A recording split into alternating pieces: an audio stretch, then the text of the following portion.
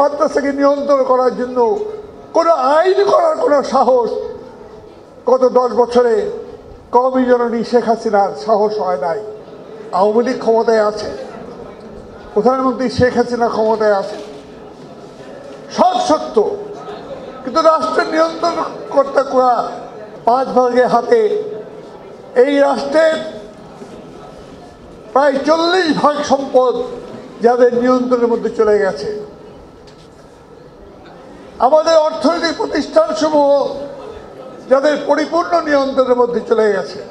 অর্থ পাচার, ঋণ খেলাফি এবং আর্থিক প্রতিষ্ঠান, ব্যাংকিং প্রতিষ্ঠান, রাজ্য, তাদের উপরে তাদের দখলদারিত্ব,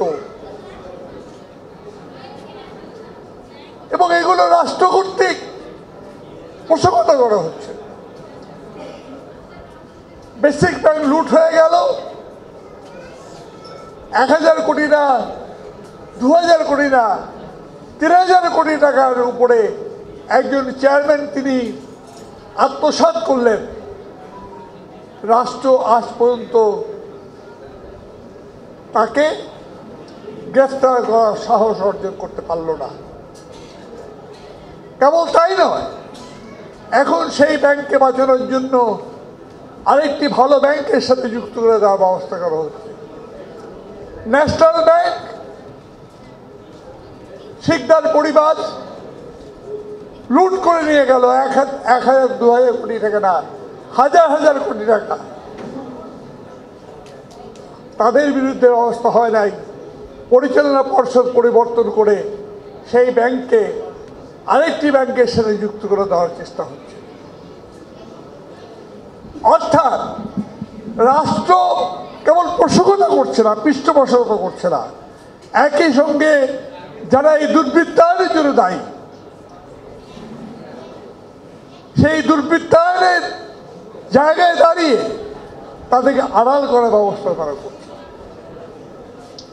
এবং সে আড়াল করতে গিয়ে যাতে সংবাদ খবর প্রকাশ না হয়ে পড়ে, তার জন্য আমরা দেখি বাংলাদেশ ব্যাংকে সাংবাদিকদের প্রবেশ নিষিদ্ধ করা হচ্ছে।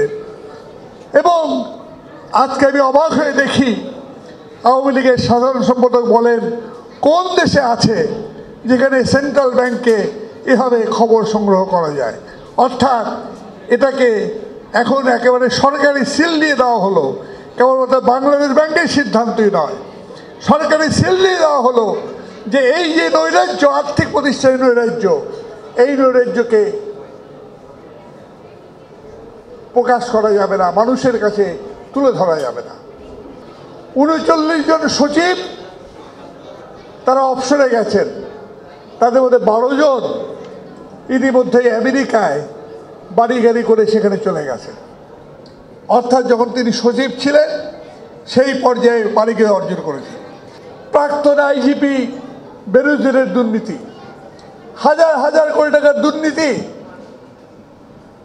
যখন পত্রিকায় প্রকাশিত হয়,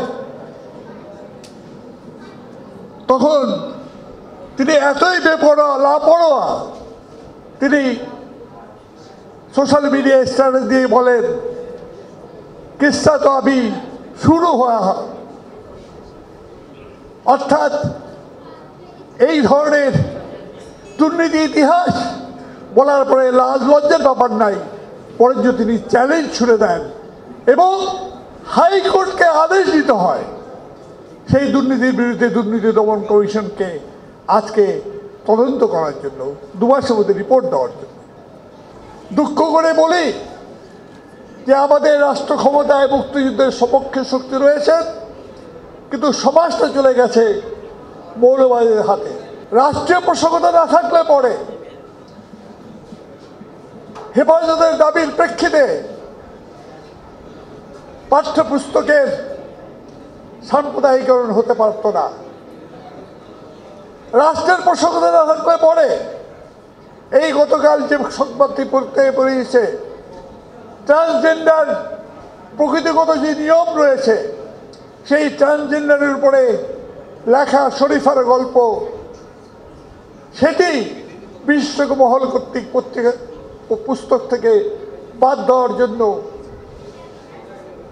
সেখানে সুপারিশ করতে পারতো না যদি রাষ্ট্রীয় প্রসঙ্গতা না থাকে। যদি রাষ্ট্রীয় প্রসঙ্গতা না থাকতো তাহলে সারা দেশে প্রাইমারি এবং মাধ্যমিক স্কুল থেকে ছেলেমেয়েরা দলে দলে গিয়ে মাদ্রাসায় ভুক্ত হতো না, এবং সেই মাদ্রাসাকে নিয়ন্ত্রণ করার জন্য কোনো আইন করার কোনো সাহস গত 10 বছরে কওমি জননী শেখ হাসিনার সাহস হয় নাই। এখনো পর্যন্ত সেই সাহস তিনি দেখাতে পারেন নাই এবং সেই নিয়ন্ত্রণ সম্ভব হচ্ছে না।